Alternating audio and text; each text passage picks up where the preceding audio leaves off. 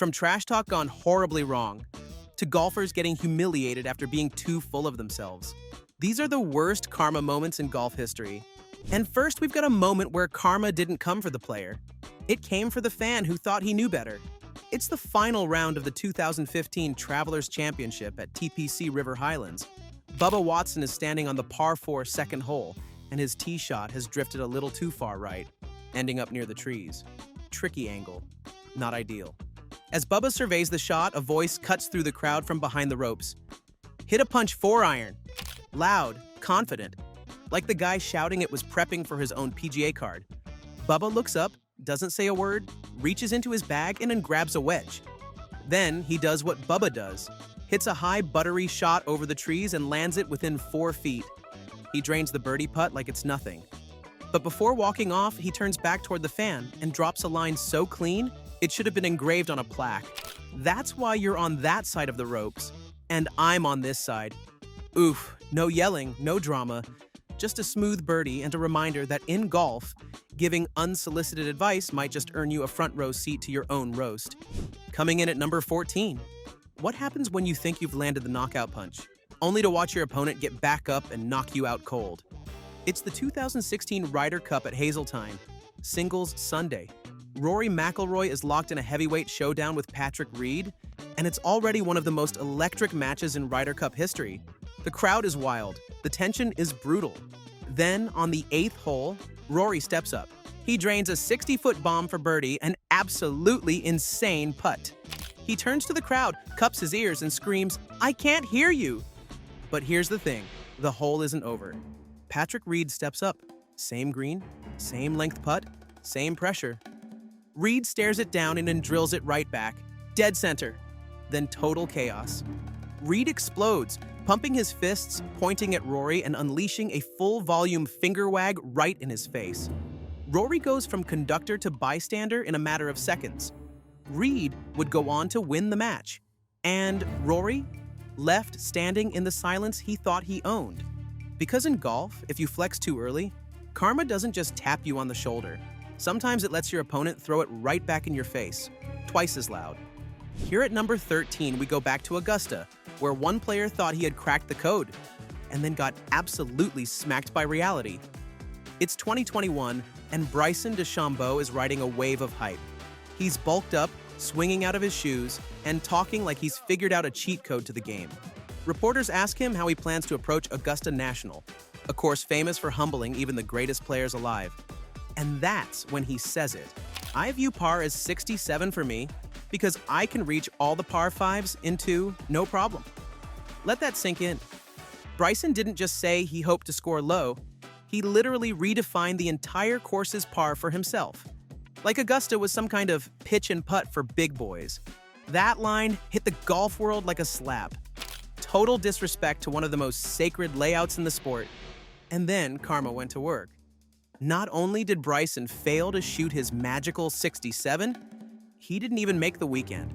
He hacked his way to a 76-75 and missed the cut by a mile. Augusta didn't just fight back, it chewed him up and spit him out like a stale pimento cheese sandwich. But the best part, he tried again the next year, same place, same mindset, and yep, missed the cut again. Which brings us to number 12. Sometimes when you get too loud, golf makes you listen.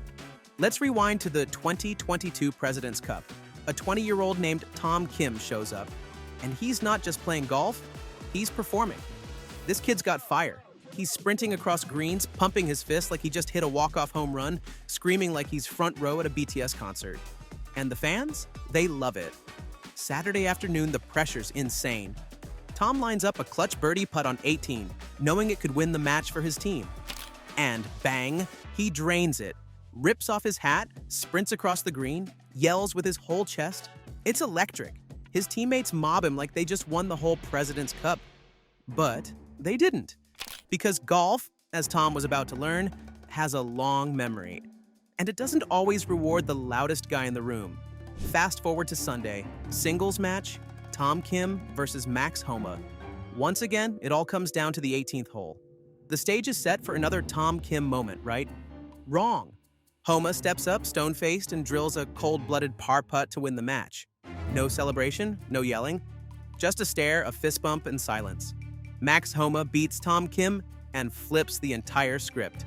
See, in golf, if you party too hard before the job's done, karma might just invite someone else to finish the show. At number 11, let's talk about one of golf's biggest gamblers. A guy who never met a high-risk shot he didn't want to flirt with. It's the 2014 Barclays Championship at Ridgewood Country Club. Phil Mickelson is in full go-for-it mode, and the par 4 fifth hole becomes his personal playground for chaos. In round 2, he tees off and absolutely nukes the ball, straight into a hospitality tent. Now, any sane golfer would take the safe drop and move on. But not Phil. He struts into the tent, finds a patch of fake grass, and actually hits his next shot from inside the tent. Not only does he pull it off, he hits a clean recovery and scrambles for par. Classic Phil. Big risk, big reward, crowd goes wild. But here's where karma starts licking its lips.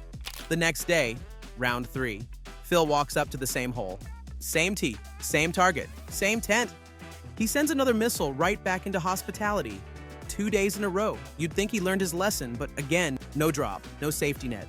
He walks in, surveys the chaos, and this time, the shot's even harder. He's got to float a flop shot over the edge of the tent, thread it between fans, and hope it lands soft. And somehow, he does it again. Lands it on the green, narrowly misses birdie. Walks off with par like nothing happened. But here's the thing. When you keep spinning the wheel, it's only a matter of time before it lands on snake eyes. Now at number 10, we've got a guy who made one of the worst mistakes you can make in golf. And no, it wasn't a swing issue. It's 2006, and Stephen Ames is prepping for a big showdown at the WGC Accenture match play. His next opponent? A guy named Tiger Woods. Maybe you've heard of him. Now, most players in this situation choose their words carefully. They know what Tiger's capable of. They know his resume. They show respect. Stephen Ames? Not so much. In an interview leading up to their match, he's asked about his chances. And instead of giving the usual cliche about sticking to the game plan or hoping to play well, he decides to poke the bear. Anything can happen, especially where he's hitting it. Yeah, he actually said that. He basically called out Tiger's driving, implying it was all over the place, and made it sound like the GOAT was vulnerable. Tiger hears the quote, doesn't say a word. Then he shows up the next day and goes absolutely crazy. Tiger demolishes Ames 9-8. It's one of the worst beatdowns in match play history. It ended so fast, people were still finishing their breakfast when Ames was already packing his bags. After the match, Tiger is asked about what just happened. His answer? I think he said something along the lines of, anything can happen. And it did. That's not just karma, that's karma with a driver, a wedge, and a death stare. Next up, number 9. Let's talk about what happens when your mouth moves faster than your win record. It's early 2019, and the feud between Bryson DeChambeau and Brooks Koepka is quietly heating up. Brooks has just posed shirtless for ESPN's Body Issue, showing off a lean, athletic frame that's got people talking. But one person isn't impressed. Bryson hops on a Twitch stream and, mid-conversation, casually drops a jab. I don't see any abs on Brooks. A subtle dig, the kind that sounds like a joke, but lands like a shot. At the time, Bryson was bulking up and branding himself as golf's scientific athlete, all about speed, power, and muscle. So yeah, this was personal. But here's the thing about Brooks Koepka. He doesn't do subtle, he does brutal. Hours later, Brooks responds with a tweet that instantly goes viral. It's a photo of his 4 major trophies, lined up like a row of gold-plated middle fingers. And the caption? You were right, I am too short of a six-pack. Boom. No yelling, no back and forth. Just one cold-blooded reminder that while Bryson was flexing in the gym, Brooks was stacking majors like protein bars. It was the kind of comeback that ended the argument before it even started. And for Bryson, that's karma hitting you with a screenshot. Coming in at number 8, we've got a moment where karma flipped the script and handed the mic to a heckler. It's 2016, Hazeltine, during Ryder Cup practice rounds. Team Europe is out on the green, trying to focus, but there's a voice in the crowd that just won't shut up. A fan named David Johnson from North Dakota is heckling Henrik Stenson, loud, relentless, and getting under everyone's skin. And finally, Stenson's had enough. He turns to Johnson and says, "All right then, you think it's so easy? Come down here and make the putt. I'll give you $100 if you can do it." Boom, challenge issued. Johnson, dressed in jeans and sneakers like he just wandered in from a barbecue, hops the rope and walks onto the green like he owns the place. The crowd's buzzing. The pressure is real. He lines up the 12-footer, swings, and drains it, dead center. The crowd erupts. The pros are left speechless. Johnson raises his arms like he just won the Ryder Cup himself. And Stenson, true to his word, hands over the $100 on the spot. Because here's the thing, when you talk trash in golf, karma usually humbles you. But every once in a while, it dares you to back it up. And speaking of saying the quiet part way too loud, here's number 7, and it's the story of what happens when confidence crosses the line into pure arrogance. March 2014, WGC Cadillac Championship. Patrick Reed is riding high after pulling off the biggest win of his career. He's just 23 years old, has a few PGA Tour wins under his belt, and in the heat of the moment, probably feeling like a god. He drops this bomb in his post-round interview. "I truly believe that I'm a top 5 player in the world." Now, just to be clear, at that exact moment, he was ranked number 20 in the world. So yeah, confident? Sure. Delusional? Possibly. But what really got people fired up was the way he said it. No humility, no wink, no smile. Just raw, smug, straight-faced Reed declaring himself one of the best to ever do it. Well, karma heard that loud and clear. Because almost instantly, the media torches him. Headlines are brutal. Analysts laugh. Fans start calling him Top 5 Reed every time he screws up. And that's the thing. He started screwing up. A lot. His form dipped. The wins dried up. And even when he did finally win again, the narrative was no longer about his skill. It was all about his ego. Turns out, when you call yourself top 5 before the world does, the golf world has a way of humbling you. Hard. In the meantime, let's check in on number 6. It's August 2020. PGA Championship Week at TPC Harding Park, and Brooks Koepka is feeling dangerous. Heading into Sunday's final round, he's just a few shots behind the leader, Dustin Johnson. The press wants to know what he thinks about DJ being out in front. And Brooks doesn't exactly hold back. He says, "I like my chances," then adds, "When I've been in this position before, I've capitalized." And just for good measure, he shrugs and says, "He's only won one." Yeah, that kind of energy. It wasn't subtle. It wasn't respectful. It was Brooks Koepka putting himself on a pedestal and brushing off one of the best players of his generation, like he was some random guy from his club's Saturday foursome. But golf? Golf hears everything. And on Sunday, karma came swinging. Because on Sunday, Brooks imploded. A 4 over par 74, the second worst round of the entire day. Nothing went right. He missed fairways, couldn't sink a putt, and watched the leaderboard swallow him whole. Meanwhile, Dustin Johnson cruised to victory, calm, focused, and completely unbothered. And Brooks tied for 29th, a ghost by the end of the afternoon. Talking about karma? Sliding into the top 5 on our list of crazy karma moments in golf, here we've got a moment that proves karma doesn't always need to be loud. Sometimes it just waits quietly, and then lets your reputation do the damage. It's 2005, the Indonesian Open. Colin Montgomery is grinding through a humid, stormy round at Cengkareng Golf Club. He reaches the 14th hole, lines up for his 3rd shot, and then the horn sounds. Weather delay, everything stops. When play resumes, Monty returns to the spot, but his ball is gone. Probably washed away by the rain. Instead of carefully estimating where it was, he drops a new one. Way closer to the hole.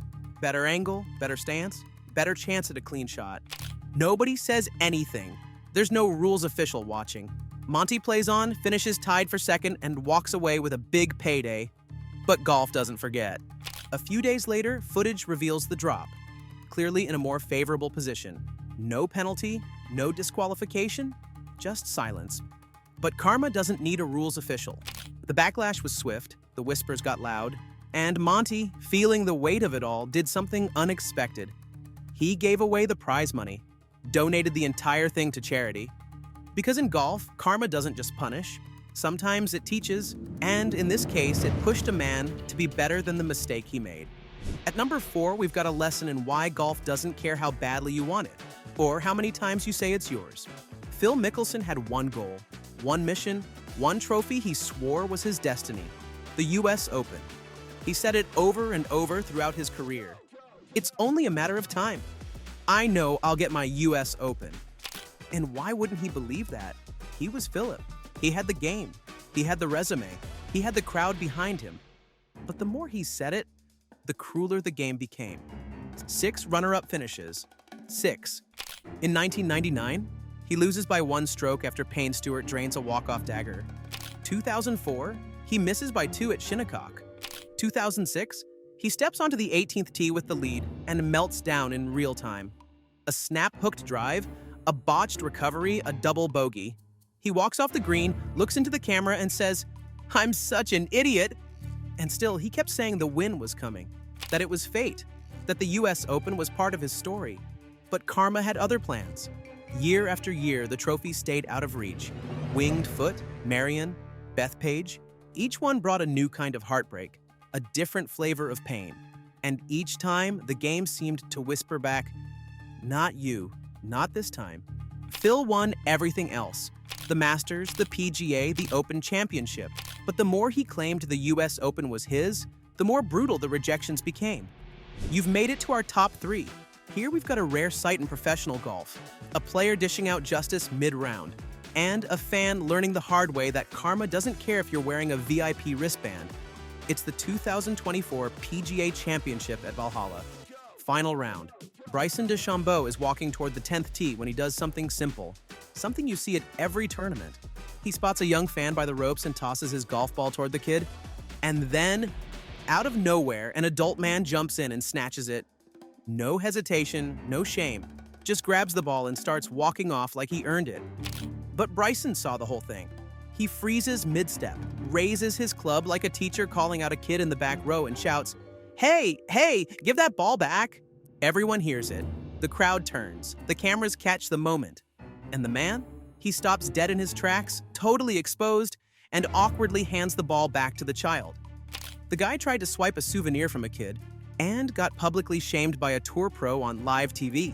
Because in golf, there's etiquette, and then there's common decency. And if you try to rob a moment from a young fan, karma will make sure the whole world sees you give it back. Here at number 2, we've got a guy who thought the rules didn't apply when his temper took over.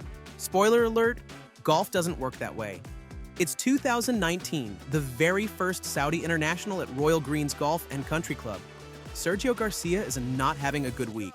His 3rd round goes sideways, and instead of grinding through it like a pro, he snaps. We're talking full-on meltdown.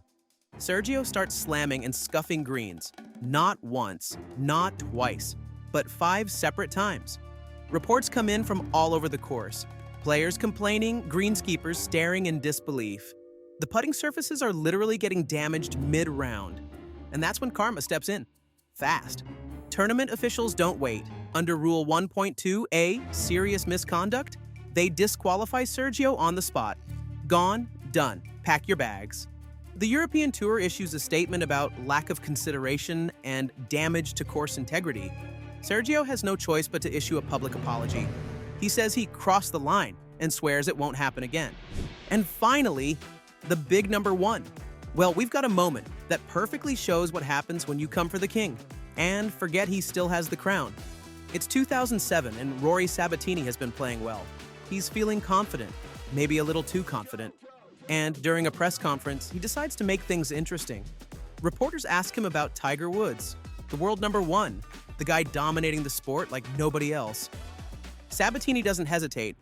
"I think he's more beatable than ever." That's not just bold, that's practically a declaration of war in golf terms. Most guys talk about Tiger with reverence. Sabatini? He talks like the era of Woods is over. Spoiler, it's not. Their next showdown comes just a few weeks later.